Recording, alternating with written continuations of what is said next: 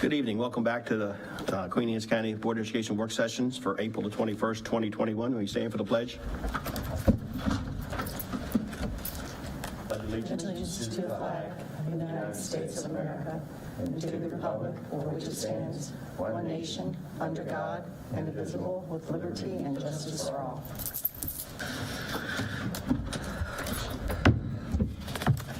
Okay.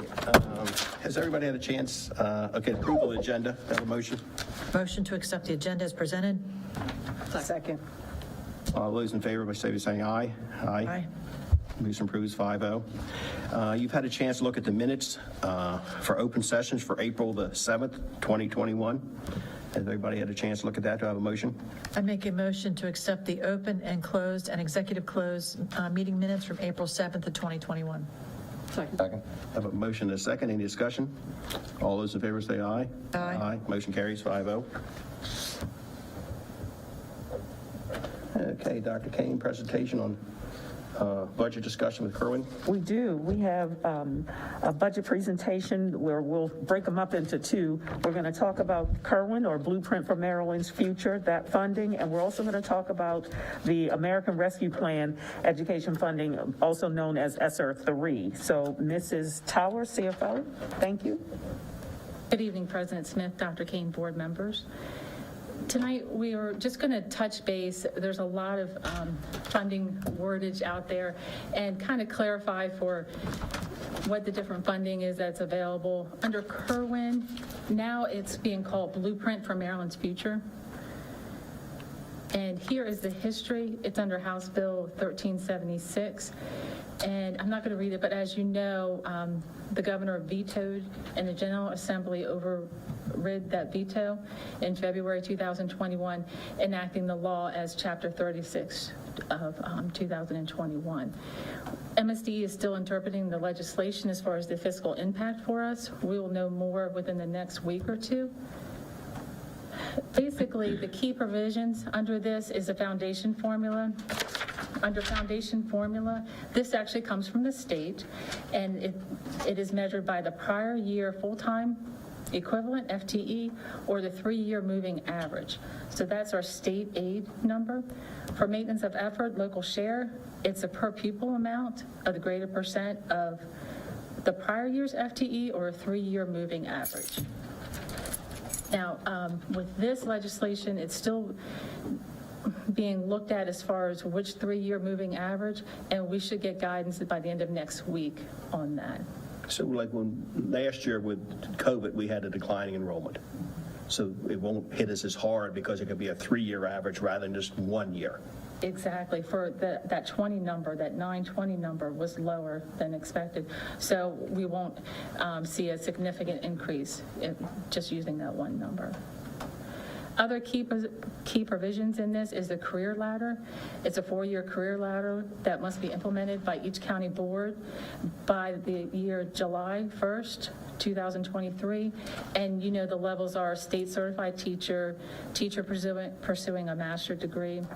Another key provision is salary increases starting July 1st of 24. Teachers in the district, we must show that they receive at least 10% salary increase over the preceding 5 years.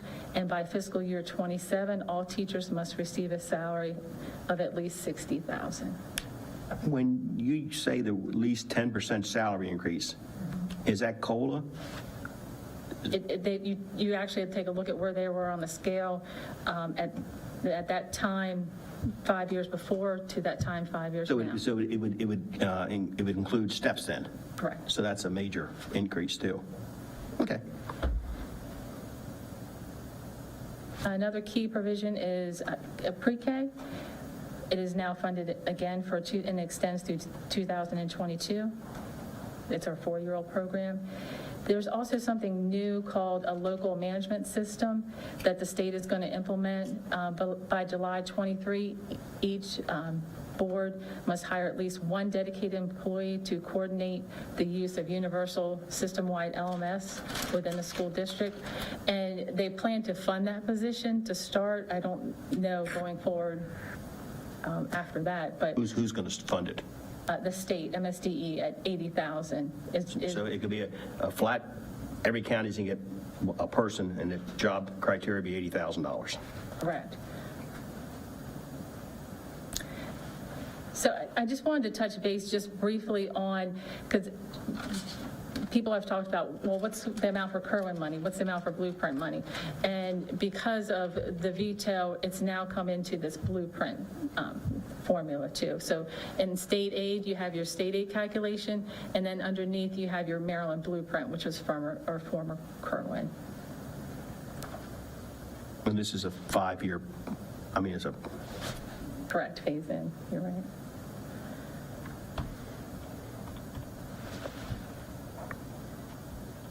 But we'll have more after MSD has interpreted all the legislation and has passed it down to the district, but just really wanted to start the conversation and let you know what's coming down. now, will this affect this coming year, possibly? Possibly with the maintenance of effort, using that 3-year moving average, depending if they want us to average 17, 18, and 19, whichever's greater, or the prior year.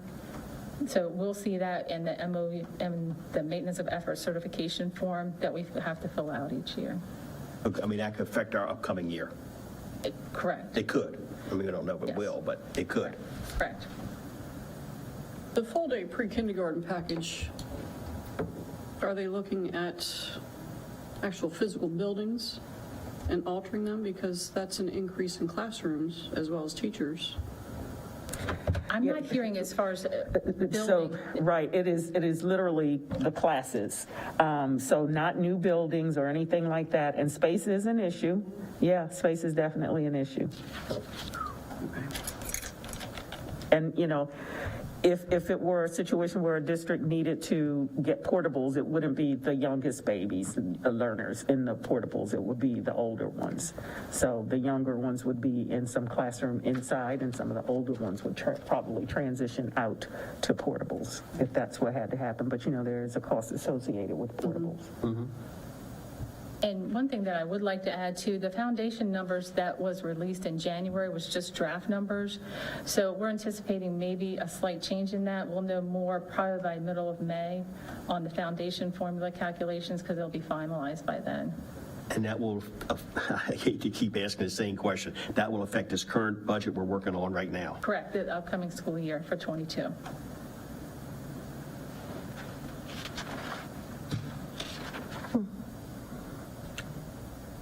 But the state, I guess they got the money. Who knows what they're doing? It leaves us in limbo for a while. It does till the middle of May. This has been an unprecedented year with the different funding streams that have come through. So normally, it's pretty firm numbers that we get from MSDs regarding our state aid. This year, because of the different funding and programs out there, it could change slightly because of the different priorities. We may get a little more for special ed. It's just rumor what I'm hearing, but it's all up to. And the big thing too is, when I hear grants, to me, it ends.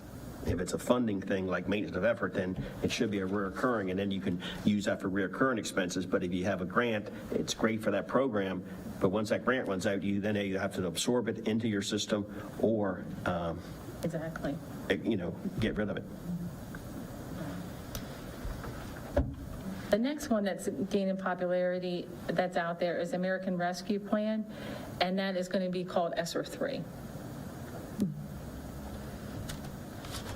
So the background on ESSER 3, it's the American Rescue Plan that was signed into law March 11th of 2021.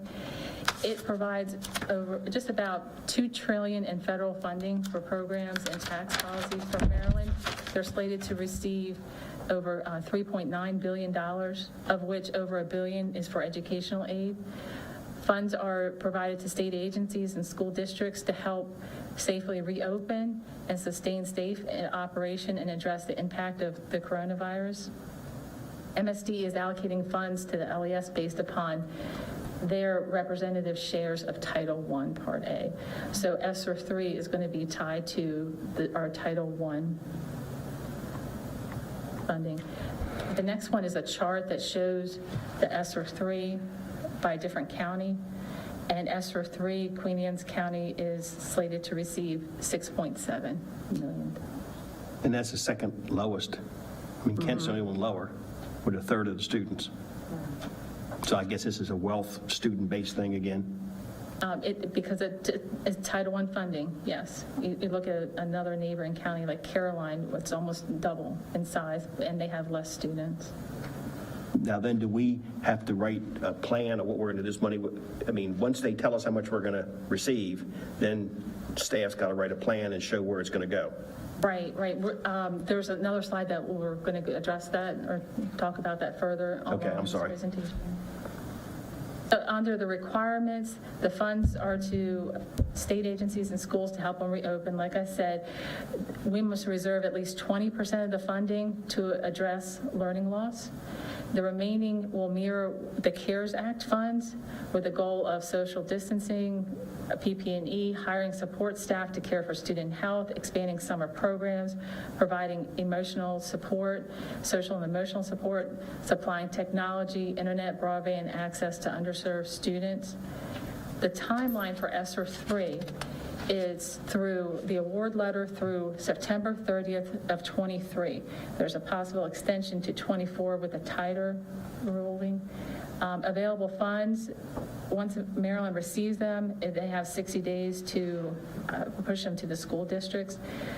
The process that we use for ESSER 2, I think Dr. Kane was thinking about using the same thing for ESSER 3, which we solicit requests from principals, supervisors, district leaders. We review and prioritize those requests like we did for ESSER 2.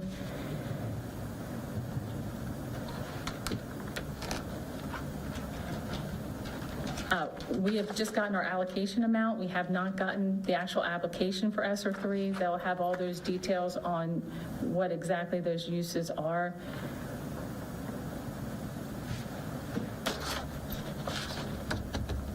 A couple other grants that are coming down the pike that I'm hearing about that we haven't gotten guidance on is the governor has a summer school grant that he's going to push through MSDE.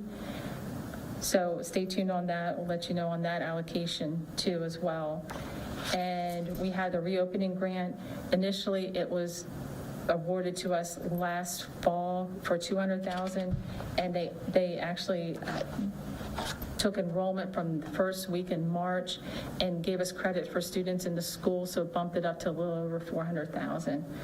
And of that reopening grant, instead of absorbing locally that broadband and internet, that is actually in the reopening grant now too, so we didn't have to pay for it through local or unrestricted funds.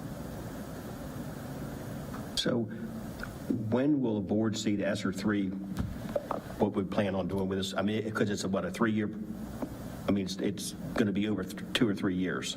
Correct. The application, I'm hearing it's going to be released next week. Okay. And usually it's a turnaround of a month. So we have 30 days, so we'll have, everybody have plenty of time to. Yes. And one thing that we're implementing with ESSER 2 is that the staff who applied for ESSER 2 and did not get funded, because we had a smaller amount compared to other counties, a little over $3 million for ESSER 2, that we're going to send them a letter with other possible funding sources too, and it could include ESSER 3 as well. There's other grants too that we're looking to apply for, so we need to get communication back to the people who requested the funds and get what they needed ordered. And a lot of that's principals and people like that have each school, and each school is a little different. So back to your question, yes, there will be a monitoring procedure. MSDE is putting together a monitoring committee that will monitor all of these grant funds in 3 different phases. And the first phase actually starts next month in May, and that's like, they call it the readiness phase. That will be monitoring how we plan to implement the dollars when we get them. The second phase actually is implementation, and the third phase has to do with analysis of the results. But we'll be establishing a plan, and there will actually be some on-site visits from MSDE, so they'll come out and take a look at some things, including we may see them for summer school. So they'll have some in-person and some virtual monitoring sessions with us, and and we'll submit a plan and we'll monitor it. We'll set some guidelines and some goals, and that'll go back and they'll give us on-time feedback. So the plan goes out maybe in the next 30 days, and then they will look at it and I guess make sure we're consistent with all 23, not counties. They'll give us some ideas, just like you just saw here, of Okay. what you can spend the dollars on. We poll our staff, we see what is needed. If there was something that they needed and did not get put into ESSER 2, we see if we can put it in ESSER 3, plus whatever their other needs are. We can look at some things, like if there are some HVAC needs that we may have, or even windows or something like that. Some of that may be able to go into this type of a grant, but definitely PPE, learning materials for summer school and beyond. So there are some things that, Not mine, but they look at it and then, but our principals and the superintendent can look at this, what's the need for our county. yes. Okay. And we can definitely send it like we did the ESSER 2 too, so you can see Yeah, what was just like, yeah. the request. We just wanted to give you an update of the different funding that's coming down the pike in our way and provide more detail when we have it. Thank you. Thank you, Ms. Towers. Ms. Towers, just real quick, and it's nothing to do with Queen Anne's County, but on your slide 3, the very last one is SEED, S-E-E-D. Who is that? It could be, it's LEAs too, other abbreviations, school educational agencies too as well. Okay, thank you.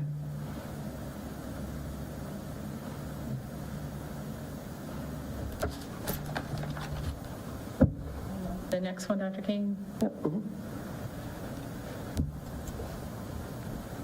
All right, so the next one we have before you is the transfer request. The transfer request is ending March 29th. And in that transfer request, as you recall, we had under major category administration, and this is going to be transfer within the different, or 2 different categories, not within, so it's 2 different categories. So under administration, we are seeking that $109,510 from the savings from operation of plant be moved to administration of contract services. The next one is mid-level administration, and this is a housekeeping issue.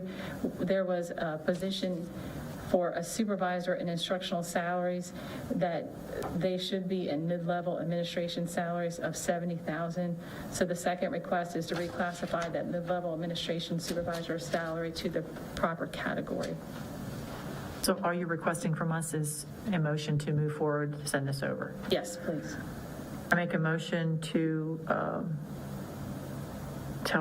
give Ms. Towers the power to send the request for the approval for transfer for budget amendment number 2, FY21. Have a second? Second. And for discussion, I think everybody received details on the administrative contract services. Everybody looked at that and saw what they needed, what questions were asked last time. Do you have any other discussion on that? I have a motion. All those in favor, by say aye. Aye. Aye. Motion carries 5-0. Thank you. Thank you.